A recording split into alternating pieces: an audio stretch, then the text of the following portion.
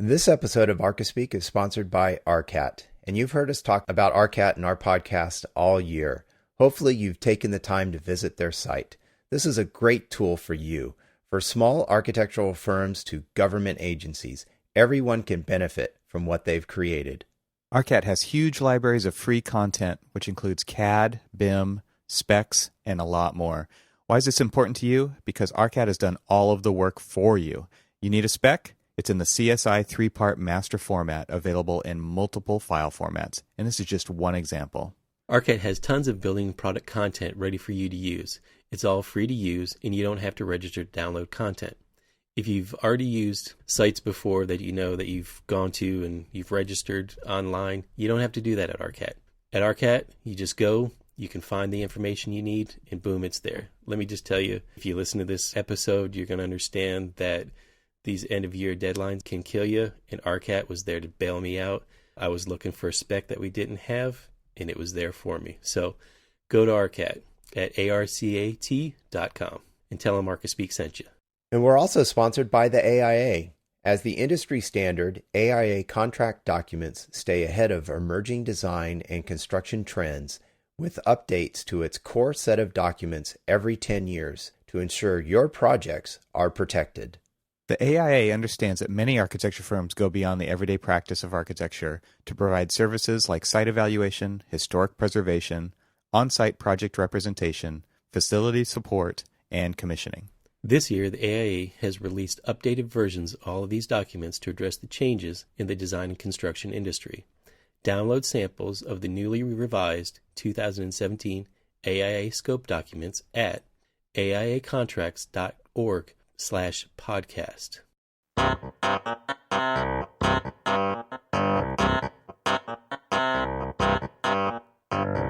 Welcome to Archispeak, the podcast that talks about what it's like to work in the profession of architecture.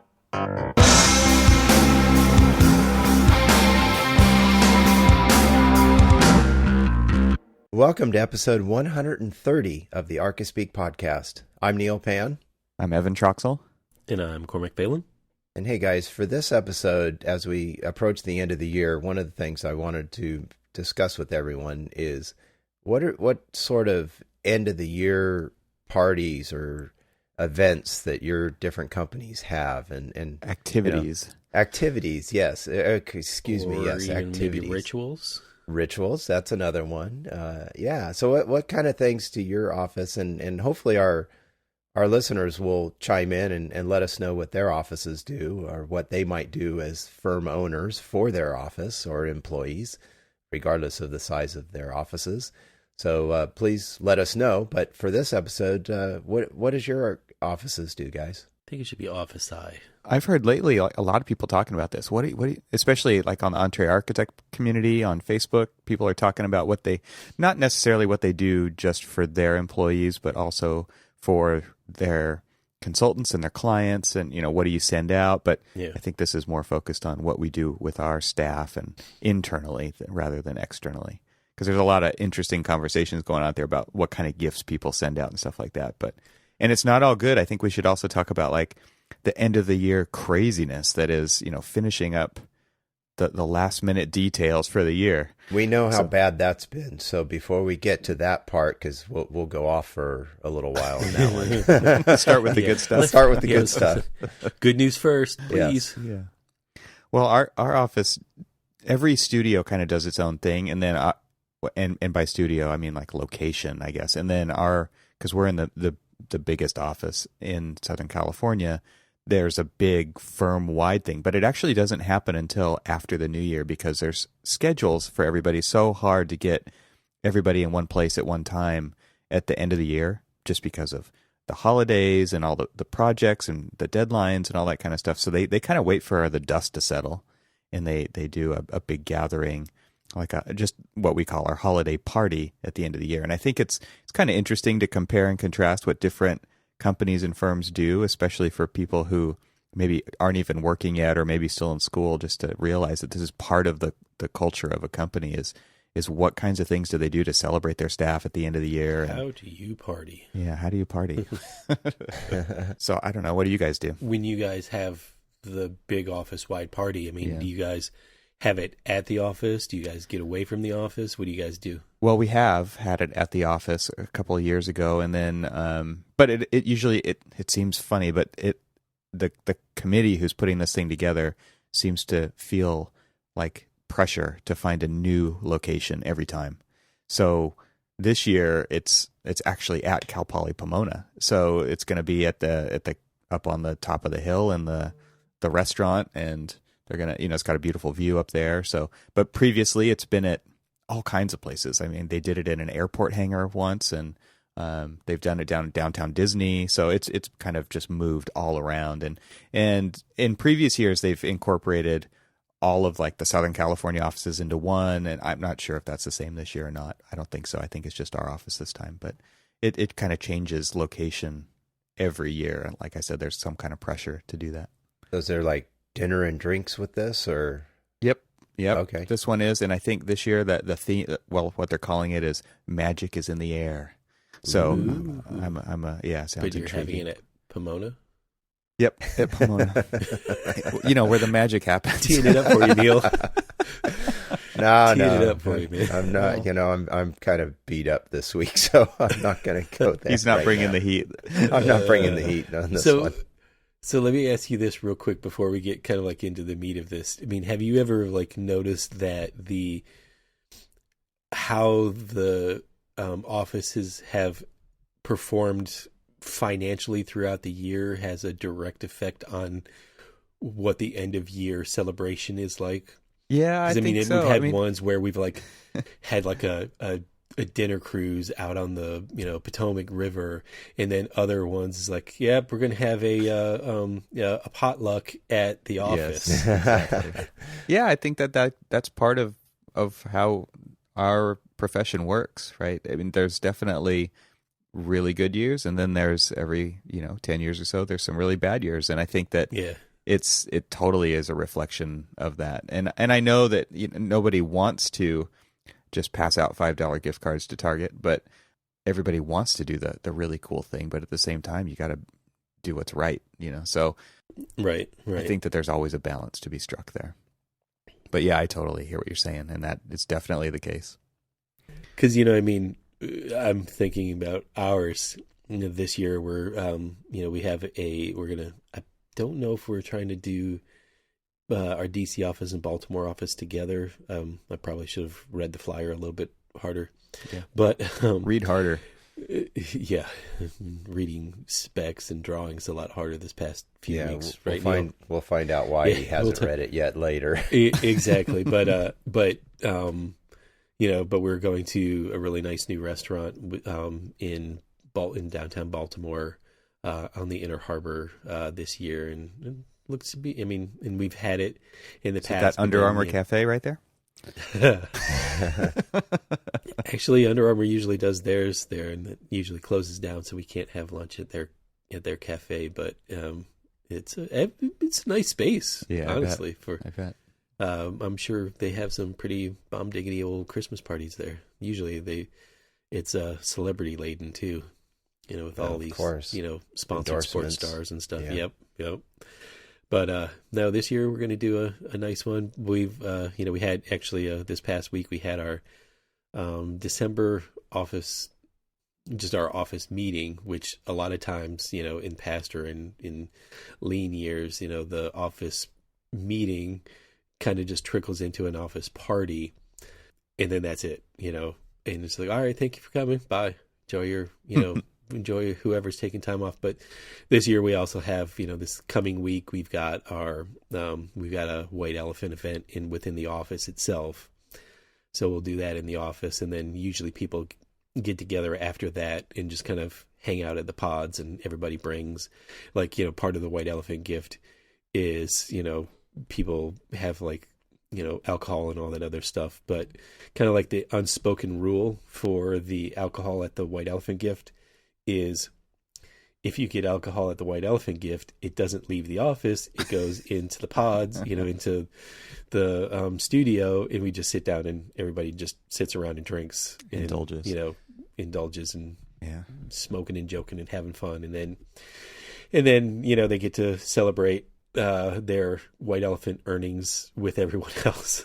And real quick, just speaking of gifts, everybody should check out our last episode if you're looking for gift ideas, including white elephant gift ideas. So exactly. And also check the show notes, because we did add a lot more that are either like our standards that we've talked about in the past, or, just ones that are kind of those standard off the shelf, what to get your architect friend kind of gifts as well. So check out the show notes as well as listening to the show.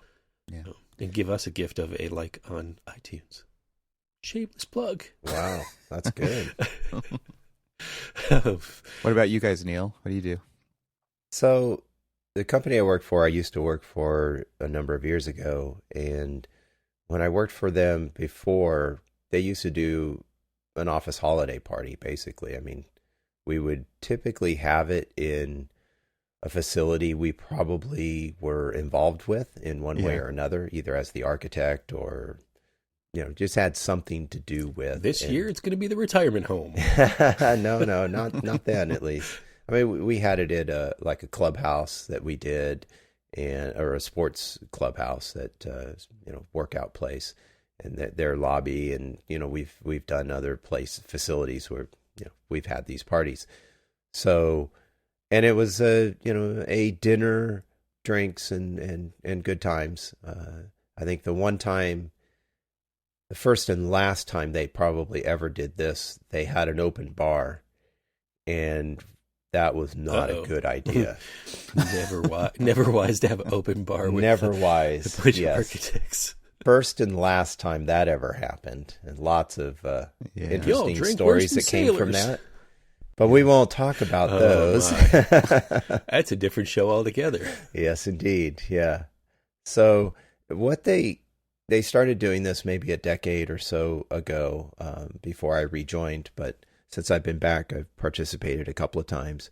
And they have a company meeting. They call it a company meeting, I should say. And it's pretty much an all-day affair. We go to another facility sometimes that we've had something to do with. Last year, it was at a community center that we had done. This year, I don't think we had anything architecturally to do with this facility that we were in this year. Flyer. But yeah, well, no, I don't. I don't. Anyway, yes. So, but the format is each of the studios or market sectors, as we call them. So we have our neighborhood residential, multifamily, affordable housing, and a couple others. And each market sector will get up, and a representative, or we go through a process of choosing a few projects, and then that we want to highlight what the studio's been doing for that year, and just what sort of interesting things about that project, what were the things that we maybe learned or something to that effect, or just highlighting that sometimes some of our planning projects go on for many years, and we may highlight that, hey, this year something finally actually got approved or something like that. So, but the whole idea is that somebody from that studio or those projects will get up and do a short few-minute presentation, and it kind of goes through that process like all day long. And then we break for lunch, and then we continue until later in the afternoon, and then right at the end, after kind of all these presentations, which are really cool because when you work in a larger firm, we have around 150 people with offices in Washington State and a couple here in California, and we have offices in China as well. But just to kind of see the diversity of all of the different things that we do. Yeah. And so, because gets everybody on the same page. It's like a little opportunity. Because you don't always know that, oh, what are we doing up in our Washington office and the types of projects. So that's or just our commercial team and what their commercial studio and what they're doing. I say, oh, I didn't realize we were doing this and doing that. And I think the goal of part of this is not only that, I mean, you have your clients maybe doing affordable housing, but they may have somebody, or you might meet somebody, and they may mention something about, oh, this property I got to do this tenant improvement. It's like, oh, you know what? Let me, that's something we can do, right? Hmm. And if you are not aware of that within the firm, then you don't know that. You can't take that opportunity and bring in some more work. Yeah. So I think from that sense, it's really helpful. And then at the end of the day, the president and the chairman now, the guy whose name the firm is named after, he'll get up, and then our president, she gets up and gives a little recap of kind of the firm in general, how's it going, and just kind of the end of the year recap. And then we also do right at the end kind of acknowledgments. So anybody who's been promoted or has anniversaries, usually 5, 10, 15. We had a couple of 30-year anniversaries this year that were awarded. Wow, that's cool. Yeah, the firm is 41 years old now, and I mean, 2 people were given 30-year, work. Like a service anniversary. Service anniversary. Yeah, thank you. Yeah, that's cool. And then after that, there's a little party after that, right? So not a free bar, but some alcohol and some hors d'oeuvres and things, and everybody kind of hangs out for a couple hours, and then the party's over.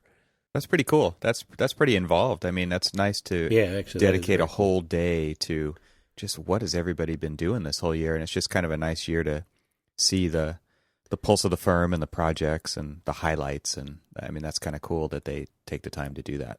Yeah, and the other really cool thing is our offices down in San Diego and up in Washington are smaller. There's probably about 12, 13 people in each office right now.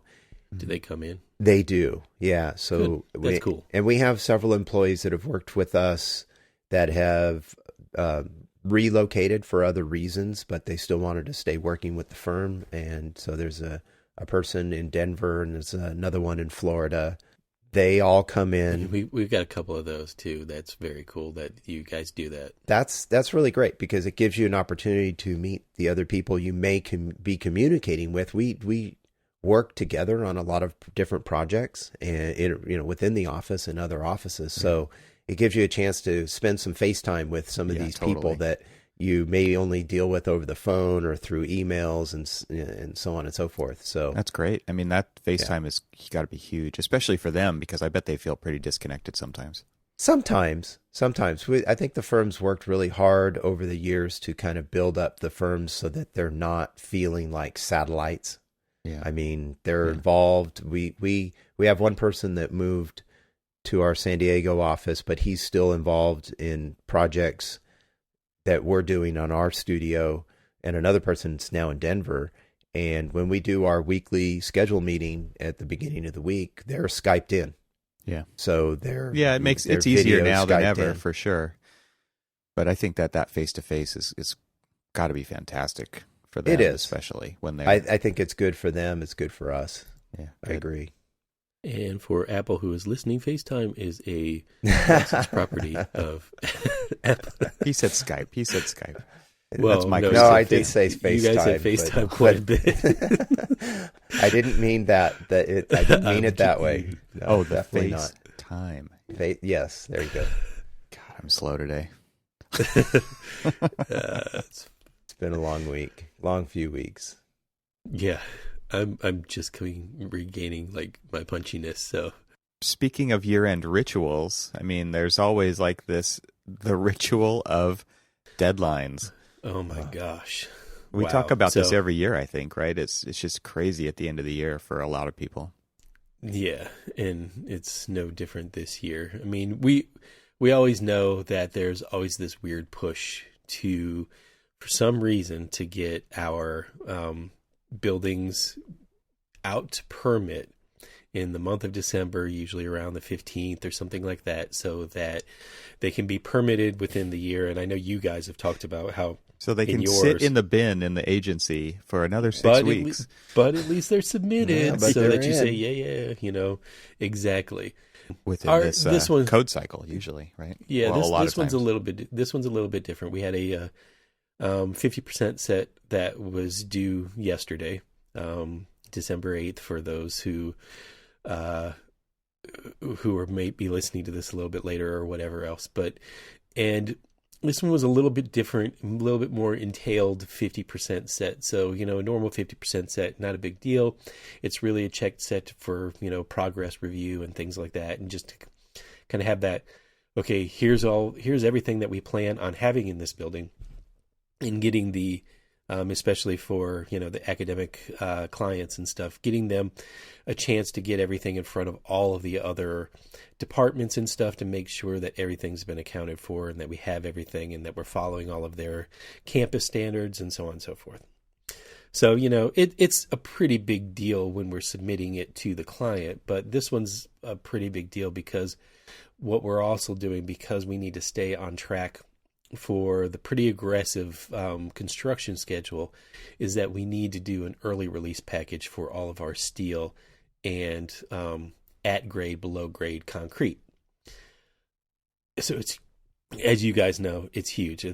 That's a huge undertaking, because what we need to do is we've got precast concrete panels, we've got curtain wall, we have all of this other stuff we need. All of our below grade utilities have got to be coordinated with the footings and the foundations. All of the underground, especially on the first floor, everything above the first floor really doesn't need to be part of all of this, unless it's just something that's going to be cast within the floor, or at least, coordinate like floor boxes and, punch outs and things like that, anything larger than just a core drill. So, we've got to do all of that, but because this 50%, a portion of that 50% is also going out for bid, for, to the steel, the steel and concrete guys, as well as taking this 50%. And we now have, the CM, we're doing, design assist partnerships with, a couple of different, like the trade contractors that are going to be on the project for our precast and our curtain wall. They're coming on board now at 50% set, so, or at 50% CE level, so that we can go ahead and start coordinating all of this stuff with, the steel and everything else. They've somewhat been involved up, for the past couple of weeks, so that we've been asking and feeding questions to them, hey, are we detailing this right? Or, is this enough information for you to be able to bid off of, and those kind of things. So it's been enormous. I got a haircut about, I think, a month ago, maybe 3 weeks ago, and, had a beard trim. And then at that point I was like, you know what? I'm not going to get a haircut. I'm not going to get a beard. I'm not going to do anything with my beard until I'm done with this. So I had my own little playoff beard going on. And project beard. Yeah, my project beard, my deadline beard, we'll call it. And as of 9:17 last night, when I texted you guys, call it, project is out the door. I now am free to go and trim my beard and not look like the haggardy old guy that, like, hey, caveman. Look, exactly. It's, what is it? Who's the guy from Gentlemen? The guy who took care of the bear, Grizzly Adams. In the Grizzly Adams. Thank you. Yes, there's. See, I haven't slept enough that I couldn't even remember Grizzly Adams. Brain cells not firing. Yeah. So as a perspective for everybody, and we were talking about this before the show, and it is not by any means a badge of honor at all. But in the past 72 hours, I have slept 2. And then last night I came home. You actually crashed. slept last night. I actually slept last night. So some of my brain cells are slowly coming back. But yeah, end of year ritual is that rush to permit or submission, major milestone submission for us. And I mean, I remember when I was doing K through 12. I mean, that's when you submitted everything that was going to be coming out of the ground starting in May was submitted for permit in December. Yep. And so December usually sucked. Now, as I was doing my timesheet yesterday, I was looking at the all of my hours for vacation, and I haven't used any this year. Do you need to? I yeah, because only 80 carryover. Oh man. And so I've got like about 2 Well, weeks. you just submitted. Now you've got that. Get rid of. You can take some time off. I know. I'm going to start looking for time to take off. Nice. There's a couple of movies coming out. Yeah. That I will take some time off, take a day and go in the middle of the week and just go and see a movie. Awesome. Star Wars. Always a good thing. Yeah. Yeah. Hopefully we get a bonus so that I can pay for going to see Star Wars 15 times. Oh gosh. Okay, maybe 5. I saw episode 7 5 times in the theater. Jeez. Wow. Yeah. You loved it. I loved it. I'm a Star Wars kid. And one of the things that we do in our office at the end of the year, at least some people have to deal with, is figuring out the budget for next year. And so, there's a lot of those people scurrying around in our office right now, doing the business planning, the scrambling of, gosh, it's amazing. And it's, crystal ball forecasting and trying to figure out what's going to happen and how many projects and what's our revenue going to be. And so we can base some, like I said, crystal ball numbers on all this kind of stuff. And right. It's pretty stressful for a lot of people, I think, to try to figure that out, and based on performance this year and what's going to happen next year and what projects are coming out. I mean, there's just so many things to think about that you don't have to think about this kind of stuff when you're in school. This is all kinds of crazy at the end of the year when it comes to planning for 2018. Yeah, because, you do your assessment of like how, what was our revenue target at the beginning of the year prior? Did we meet that target? Did we exceed that target? Were we a little below? How does that have a direct influence on, our expenditures, what we paid out, all of our staffing? What projects do we have in the queue now? What projects do we know are going to be coming out? What targets do we need to meet for our income expectations, and all of these things that, have got to be thought of at the end of the year so that, basically you can work towards that goal throughout the coming year and stuff like that. I mean, that, especially with these larger firms, we're working for Neil and I, nearing the 200, people, 150, 200, staff firms, and then the mega firm that you're at, with 3 billion people. Yeah, mega. Yeah. I think we're at about 350 right now, and it seems like there's more work than a lot of people can handle, but then there's other people who are being underutilized. So again, it's just kind of balancing all that stuff and figuring out where we're going. I will definitely say that the one thing that I was glad that we did this year is the kind of like the elimination of the internal studios, even though it still sort of exists lingering a little bit, but getting rid of that and doing, a full integrated practice within the firm so that, we are able to, like formerly when you had student life and arts and science and everybody else, and like kind of how your firm is kind of subdivided with all of these different economic studios, that you have, that if like for yours, if K through 12 is like really busy, but higher ed isn't busy, and higher ed's letting people go when student life, with student life for hours, K-12 is really looking for people. You need to. The good thing now is that we're just, it's like, this person's going to go and work over there, and this person's going to work over there. And, so we're reappropriating, reutilizing all of the people in the office, because we've got a lot of really talented, really experienced people. And, it was the way that we were doing it was a little dumb.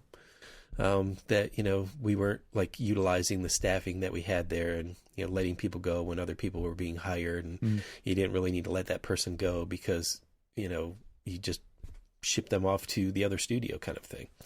So I'm so glad that we're doing that now. And the energy in the office has been, phenomenal this year. And had a lot of really good projects going on, and the, I guess, renewed effort to, bring design, to the top of the list. It's huge. It's excellent. That is what is really helping win projects, right?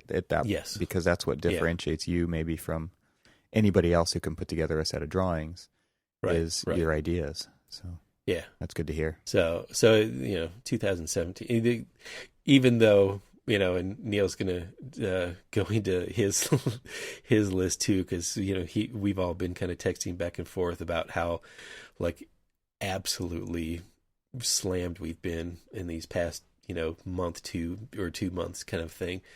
But, it's just, even though it's been a hard charge of the past few months, it's been a good year. I mean, it really has been. I mean, 2017, for all of the outside things that have seemed a little off in the world, I'll leave it at that. What could you be talking about?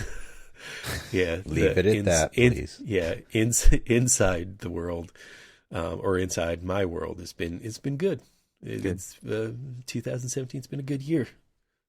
Looking forward to 18, because there's we're already staffing up for a monster project.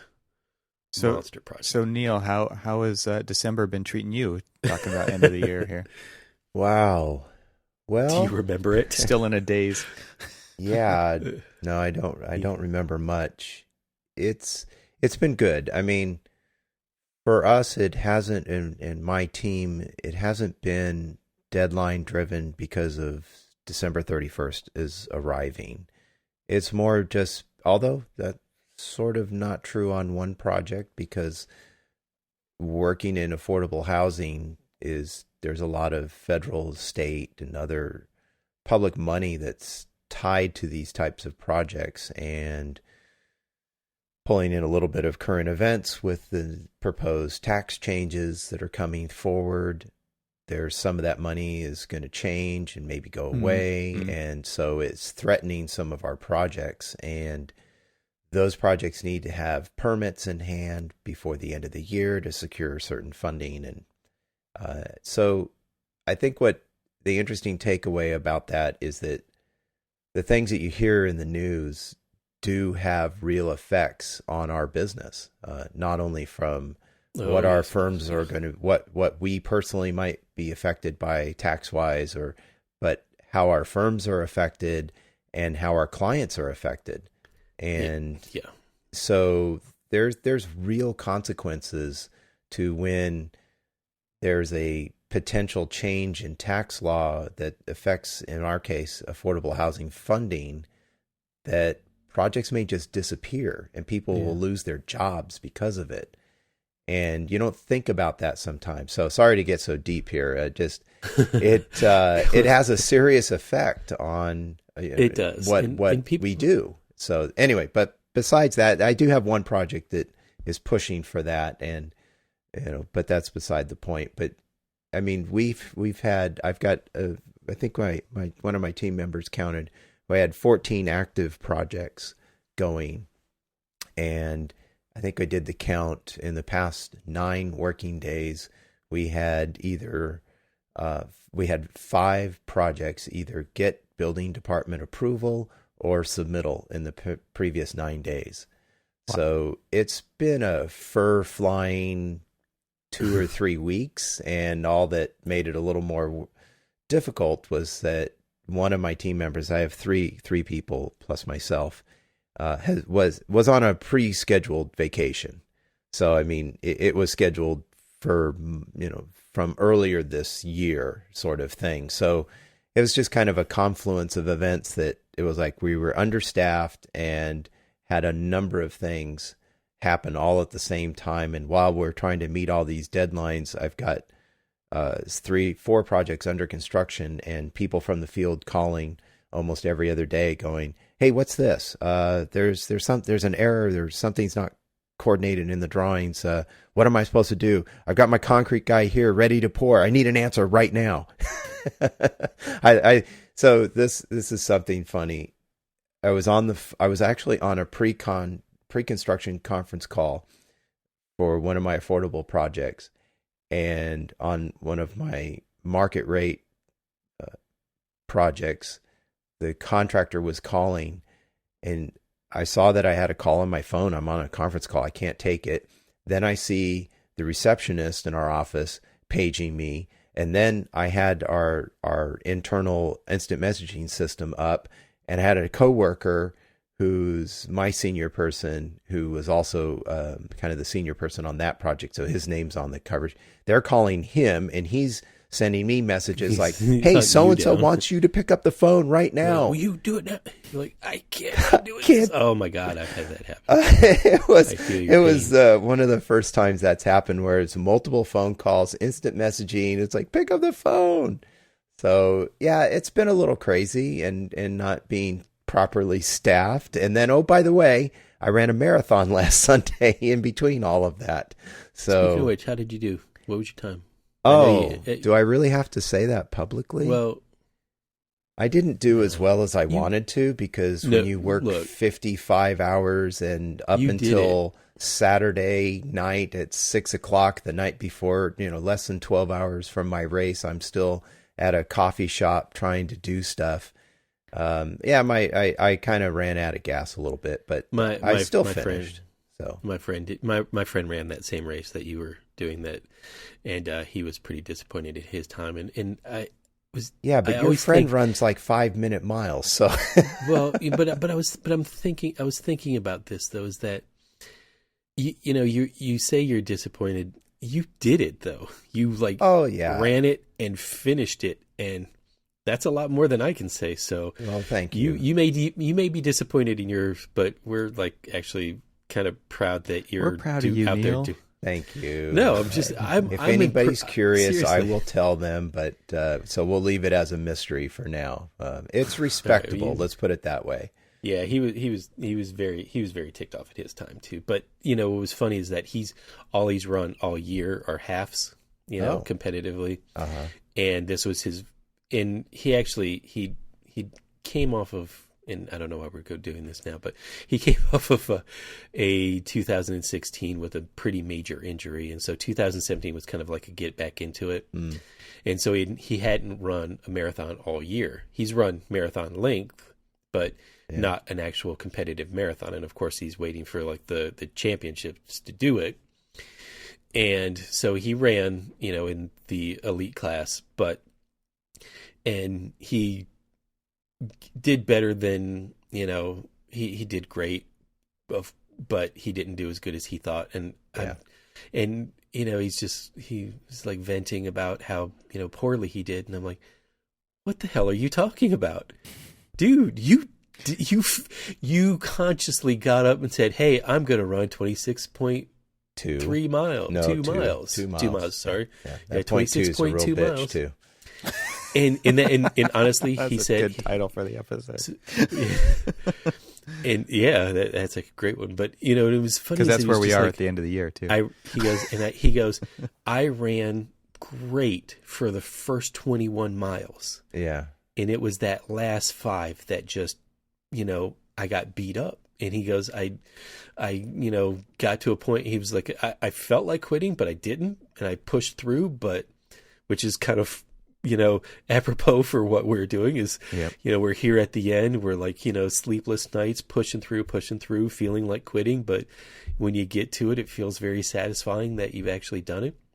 So I'm always amazed at how people who run marathons, specifically you, Neil, when you say, "Oh man, I did like really crappy." I'm like, you did it. Yeah. And that's the thing that I find most amazing about it. Well, I think that kind of goes with everything that we're talking about. I mean, there's been every weekend I've been for the last 2 or 3 weeks. I've been at the office on either the day after Thanksgiving or Sunday morning from like 6 to 10 just to get some extra hours in. And I think it's really interesting to see how dedicated people are at the end of the year to actually making sure things happen. If you say you're going to do something, you're going to do it no matter what it takes. And that's really that's exactly what you're talking about here with the marathon and what we're talking about with these projects. And then just firm-wide, there's a lot of people who are really dedicated to make sure that the end of the year is buttoned up correctly. And it just doesn't, the crap doesn't roll over to the next year. So that's a really interesting thing that it happens on so many different levels with our firms. So what do your guys' office do at the end of the year? I mean, our office has a scheduled shutdown, and actually a lot of our consultants have followed suit because it's hard to get work done when a major part of the team is not around, and so what we do is between Christmas and New Year's, we completely close the office. Obviously, there's still going to be a few people going in and out and taking care of a few things here and there. But for the most part, it's a really quiet week, and it's kind of a nice way to reset before the beginning of the new year really takes off, because I think we all try to set it up so that we can hit the ground running when the first week of January rolls around. But it is really nice to kind of spend that time home with your family and not have to worry about things because the whole firm just values that time off and really looks forward to it. So, I mean, that's what we do. What do you guys do? So at our firm, we don't have an official shutdown, but I will say for the most part, a lot of our clients, whether their offices shut down or not, nobody's doing anything. And so even if you're working, you can still work and the office is still open. And people will be there. They'll be working. But like you just said, Evan, there's other people that are just not. Your clients aren't there. And so to a certain extent, there's not a lot you can get done other than you can make progress on CDs or DD projects and things. So there's things you can do, and there will be people working. But for the most part, not a lot happens. And in fact, I was just on a bid walk for another affordable project this past week, and we were discussing the bid schedule and when we were going to respond to questions, and the dates were falling right in that week between Christmas and New Year's. And when you're not going to get any answers, when we're not going to get any answers. And actually the client came to me and she says, I don't want anything to happen this week, so we'll schedule it for the week after. So I think our clients don't want to be doing anything. And so, I will be off at least those 4 days or 5 days that week, Christmas falling on Monday this year, and then the Monday after that. So, but then, first of the week, January, we'll hit the ground running. So I don't know. What about your firm, Cormac? Yeah, we're much like yours. I want to real quickly say, how many times I've been on a project where it's bidding throughout the holidays, whether it goes in around, Thanksgiving or just slightly after. And then, you have like all of the bid RFIs that are coming in and you're trying to do them. And I literally one time was in the middle of a snow-laden camping trip in northern Michigan during the winter time, during a Christmas holiday, on the phone answering bid RFI questions. I remember you doing that. Yeah. It's just like, okay, so pro tip, everybody. Don't do that. Don't do that. You could go in and work and you can get stuff done, but if you're going to rely on anybody else, I mean, chances are very slim that you're going to actually get any answers. Well, I'll tell you, one time when that happened, I'm, having somebody basically transcribe the responses, and they didn't word it the exact way that I said it. And it came back to literally bite us in the ass because for some reason they deleted all of like this miscellaneous metals for like loose lintels and things like that. And they didn't have a single bit of steel for all of the lintels that were cutting into an existing historic building. And we left all of that crap off. Oops. And it came back with quite a big price tag for all of this steel for all of these lintels that when we responded the way that they had worded it, it wasn't the way that I said it. And it was left off the bid. Yeah.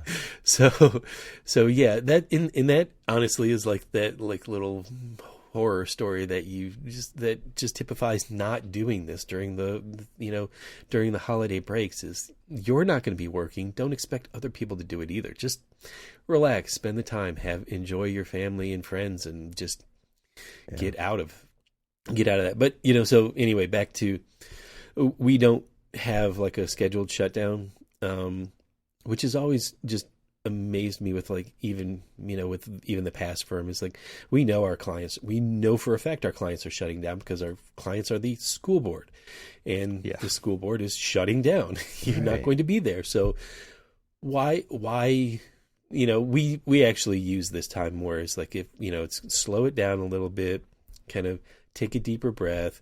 That you aren't going to have people calling you from the client or the contractor. So, it's time to kind of like play a little catch up.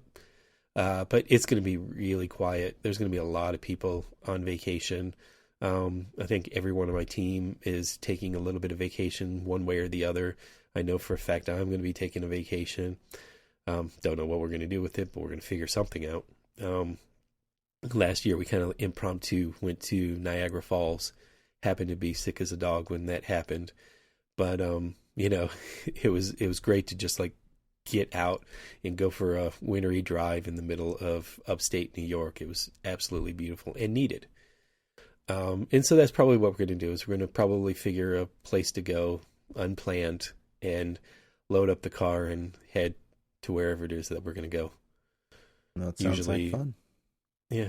So, and it's totally needed, totally relaxed. And that's what I suggest everybody who's listening do. Yeah. We're going to head out to the desert, and my parents are going to be up north. So we're going to use their house as like our Airbnb and just do a bunch of cool day trips out of there. Go to Joshua Tree, and there's some slot canyons out there, and Anza Borrego. There's a bunch of really cool. So a couple of years ago, we went way north. We went all the way up to the Lost Coast of California and the Redwoods. And this year we're going south. So it's going to be pretty neat because there's a lot of areas out there that we just haven't taken the time to explore. So it's going to be fun to do kind of these daily adventures. So I'm looking forward to getting away from the mass consumer holiday and getting out and seeing some cool stuff. Absolutely. Yeah.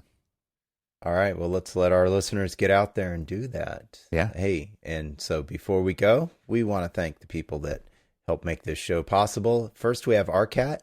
Check out all the features they offer at arcat.com. And we're also sponsored by the AIA. Be sure to review their updated versions of their contract documents and download samples at aiacontracts.org/podcast. And do you want more Archispeak? Visit archispeakpodcast.com, where you'll find our catalog of episodes. And while there, make sure to sign up to receive our show announcements. And by doing so, you'll be notified when an episode goes live, and it will include links to everything we mention in that show's episode. To stay in contact between episodes, check out our Facebook page or use the hashtag AskArchispeak on Twitter. You can find links to everything at archispeakpodcast.com. And remember to tell a friend. Have a safe holiday, everyone, and stay subscribed. And thanks for listening. Happy holidays. Happy holidays.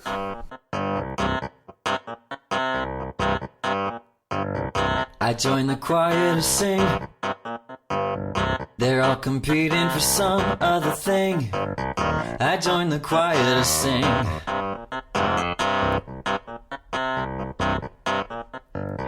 I joined the choir to sing. They're all competing for some other thing. I joined the choir to sing.